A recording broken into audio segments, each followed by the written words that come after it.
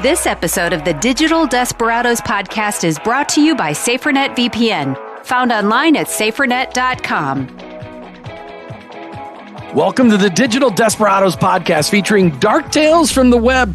Patrick McMurphy is here today, and he's promised us that today's dark tale will at least be a little fun. He's joined by Brad Hawkins, founder and CEO of SaferNet online at safernet.com. And I'm Jim Brangenberg, and I'll serve as your story guide. I hope. I usually don't know all the details of the stories until Patrick tells us that. But remember that this is brought to you by SaferNet, because someone's always watching you when you're on the internet. How else would they know what to advertise on the side of your screen? That just is so freaky. Get rid of that Amazon Echo in your in your office or in your home. Stay safe in all of the places that you go with SaferNet. It's easy. It's an easy to use cybersecurity app that keeps businesses and families protected. Experience VPN. That's a virtual private network, internet controls, and virus protection, and 84 website filters for a distraction-free, productive online environment. SaferNet.com. That's SaferNet.com. Patrick McMurphy, you have promised us that today's story will be a little happier because the last one you delivered, actually the last two guys you killed off at the end. I hope it's better. Patrick, who do you have for us today? Well, no one dies here, but I mean, again, it depends on your definition of fun, you know. But today we are talking about the Syrian Electronic Army. Already doesn't sound fun. So the Syrian Electronic Army, also known as SEA, I may just refer to them as the Syrians because it's a mouthful. So the Syrians, they're a state-sponsored hacker. Now, we've talked I think you better say it's the Syrian Electronic Army, or the Syrians will be calling us pretty soon about this. So the Electronic Army, they're state-sponsored hackers. And so what a state-sponsored hacker is, so you have to understand, so if every country that has a competent and somewhat large physical military, will have a digital version of it. Much smaller, but they're called state-sponsored hackers. And normally what they will do in times of warfare especially, they will destabilize the enemy state. That's their whole purpose. They're just like a normal army, except it's a load of nerds in the basement. So what makes the Syrian Electronic Army a little bit different is that they're not focused on financial gain for their country. What they're really focused on is propaganda and destabilization. They are one of the most active state-sponsored hackers in the world. They're really just noted for their high frequency of attacks. So as of January 2024, they've been involved in 35 major attacks receiving media attention and a lot of numerous minor ones. Now, they were founded in 2011. If you guys can remember 2011, it was the Arab Spring. And specifically in Syria's case, it was the Syrian Civil War. They were founded to basically counter Syrian opposition narratives as well as Western media or anyone who attacked the Assad regime. These guys, I can't understate this enough. They have a near religious level of loyalty to President Assad. Assad, unlike a lot of other presidents, he has actually a very deep technical background. He actually introduced the internet in Syria. He headed the Syrian Computer Society, which have kind of been the country's sole ISP. So these guys love Assad. So what do they do? Just attack people or countries that say anything bad about Syria? Is that the agenda? Yeah, which is most of the world.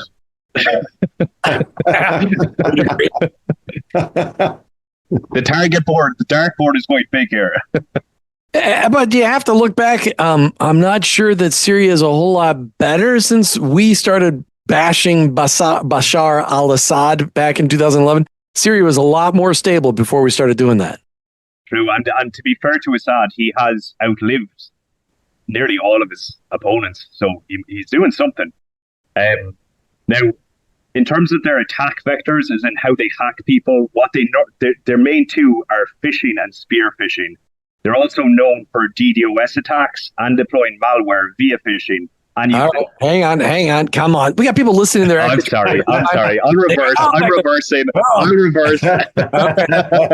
Phishing versus spear phishing. I know what phishing is. I know what spear phishing is, but you're not talking about either of those things. Okay, let me take it from the top. So phishing is when you send out mass emails to people being like, hey, you should click this link because it's pretty.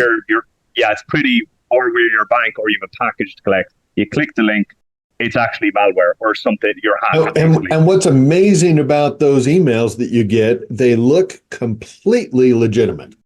Absolutely, completely legitimate. I mean, with the technology today, somebody can create an email that looks exactly like one of your vendors, one of your, maybe your electric company, or maybe your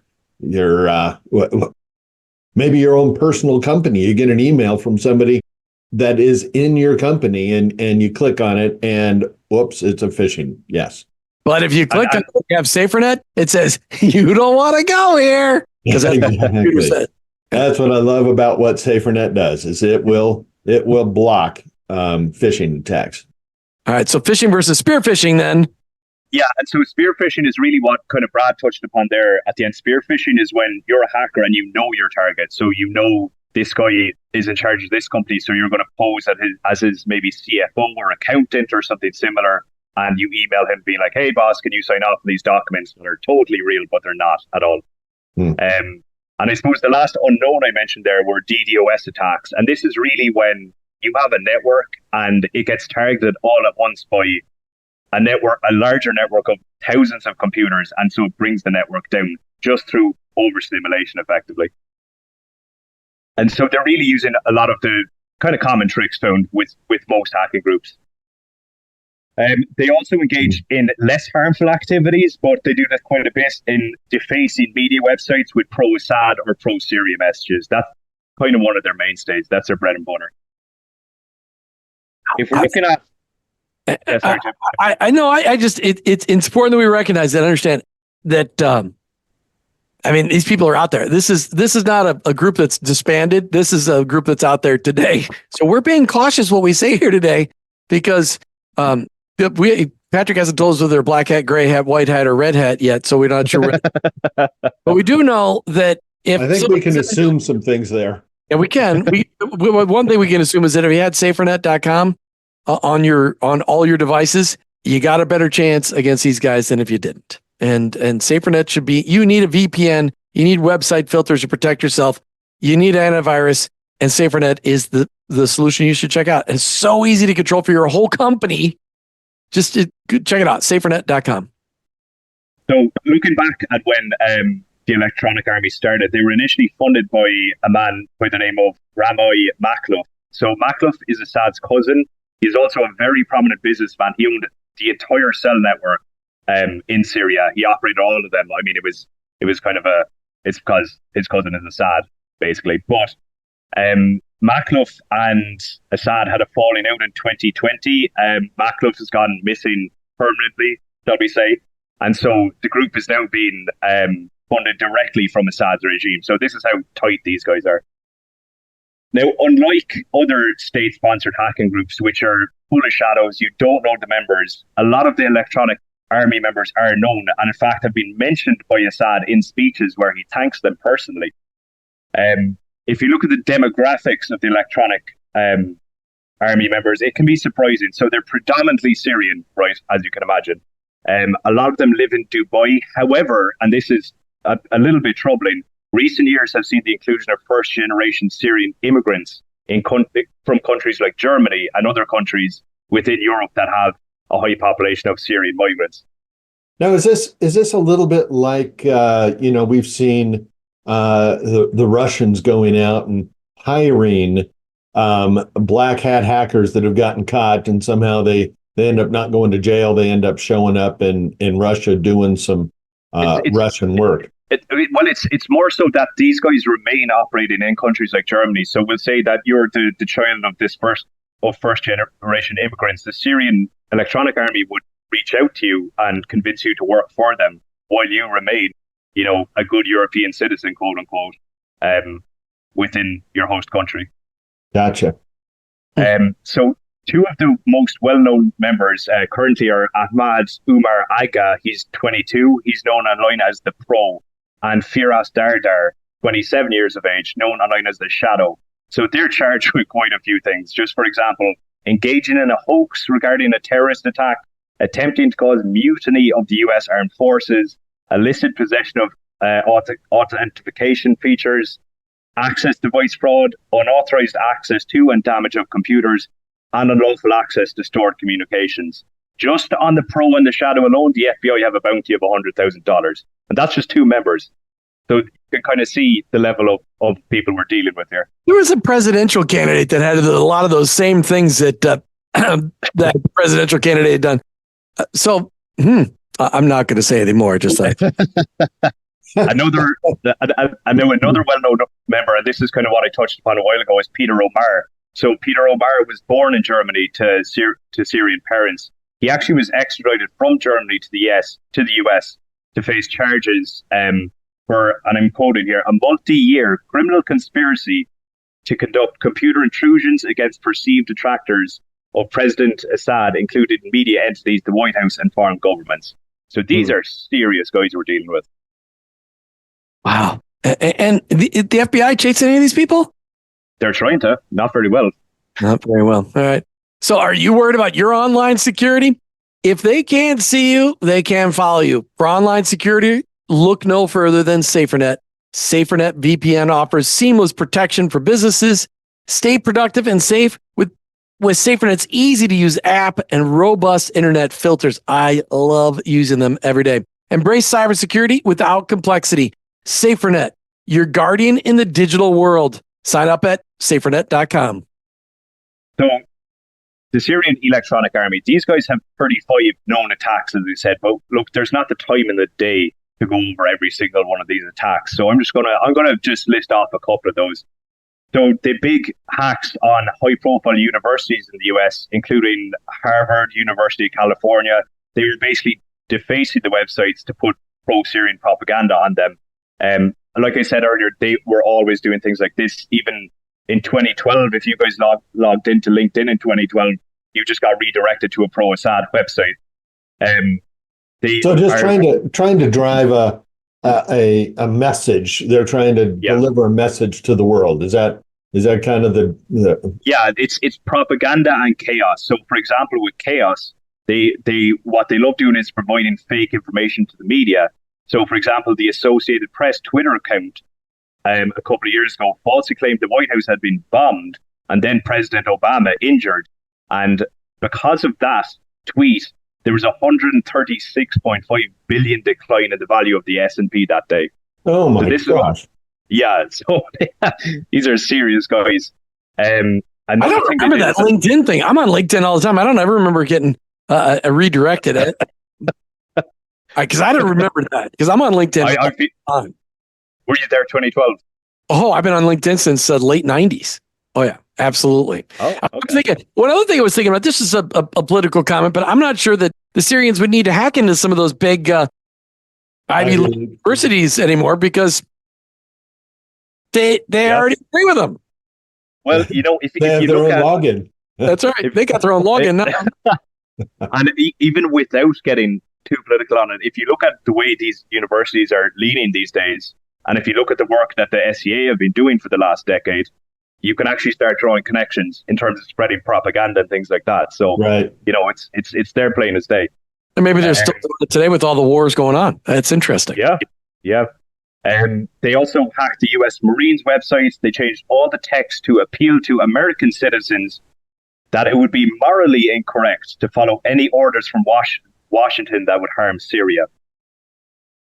So in terms of media websites and social media websites that have been hacked for propaganda or to spread chaos or just sent offline, I'm going to run through this list really quickly. I'm going to try not run out of breath. You'll see how long it is. New York Times, Huffington Post, Sky News, ITV London, BBC News, Facebook, Forbes, Twitter, eBay, PayPal, Microsoft Office, Skype, The Sun, The Sunday Times, CNN, London Evening Standard, The Telegraph, NBC, and the National Hockey League, which I take a lot of offense to, as Brad can tell you, because I'm a rabid hockey fan. So I'm actually stopping the list there, but it continues. So these guys are they're professionals. It's another group of hackers or people that are probably really good at marketing. Oh, yeah. I mean, can you imagine the skill sets of these guys if they would just do it in a white way, then in a positive way, in an encouraging way? These people could make who knows how much money in just being an expert art marketer. Right. So we're always looking for good marketers for SaferNet. Well, and in this case, they're not doing it for money; they're doing it for an agenda, and they have succeeded in this getting this agenda. We are living that today. Yeah, absolutely. And then in a more kind of blunt and I suppose darker, in terms of crimes that they've done, they've conducted a lot of surveillance that's led to the identification and execution of Syrian rebels and anyone who's anti-regime. So it's not all just propaganda. I mean, people are seriously dying from this. In the last 12 months, they've developed this new malware called Silverhawk. It's on Android specifically. It's targeting people who use WhatsApp, Signal, and Telegram. And so it sends it via a phishing link on these messaging apps. It's a spyware. So Silverhawk, it accesses your microphone, camera, contacts, messages, everything, and sends all the information back to the Electronic Army. So from their point of view, they're saying that they're fighting fabricated news, quote unquote, spread by the Arab and Western media on what has happened in Syria. And now, a number of years ago, Vice.com, which I think Vice might be gone now, I was reading recently, but they got an interview with one of the members of the Syrian Electronic Army, and I'll quote him. He said, "We're all Syrian youths who each have our specialized computer skills such as hacking and graphic design. Our mission is to defend our proud and beloved country Syria against a bloody media war that has been waged against her. The controlled media of certain countries continues to publish lies and fabricate news about Syria." So yeah, that is the Syrian Electronic Army, an incredibly successful. So, Patrick, do you have any idea how many people are in the SEA? I mean, are you looking at... I would say at least 1,000. I mean, these guys. If you look at some other some of the other country hacking groups, it's normally kind of crack squads of 20 guys. But these guys truly are an army. I mean, these are regimented guys. They're pledging, kind of it's a culture war is what they're getting involved in a lot of ways as well, and they're being quite successful at it. Well, yeah, that's exactly right. They have been very successful. They have influenced the world in regards to how they're viewed. So yeah, you have to wonder, what is it that they're saying that is true? Yeah, that we don't know. I mean, some of what they say may be true, may not be true. But what is it that they're saying that's true that we don't know because our own media won't cover it? That's a story for another day. Just remember that you heard it here. The internet and everything digital does have a dark side, and it has many dark players, sometimes 1,000 of them on one army. That's why you need SaferNet by your side. With their VPN, their antivirus, their website filters, and their controls, it's so powerful. Thanks to SaferNet for supporting our efforts to bring these stories to your ears. A little spooked out today. I don't know that really qualified as a fun story, Patrick. I think you blew that deal. I thought it was funny. Next time we want laughter on the show. For your own safety and security and the security of those you love and you work with, check out SaferNet.com and get secured today. Till the next time, click only on the news sites that you know will provide the truth and aren't being influenced by an army. And for those links that you get sent from the people that you think are maybe your coworkers, only click on the links and the documents of people that you know and trust, and make sure that they actually sent it to you, or you might become the victim of a digital desperado. This episode of the Digital Desperados podcast is brought to you by SaferNet VPN, found online at SaferNet.com. Calling all entrepreneurs and parents. Protecting those we love on the internet is important. Safeguard your ventures and loved ones with SaferNet VPN. Our cybersecurity app keeps you safe on any device. Shield your business from cyber threats while ensuring a family-friendly online environment. Simplify your digital life with SaferNet VPN today. Get secured now. Sign up at SaferNet.com. That's SaferNet.com.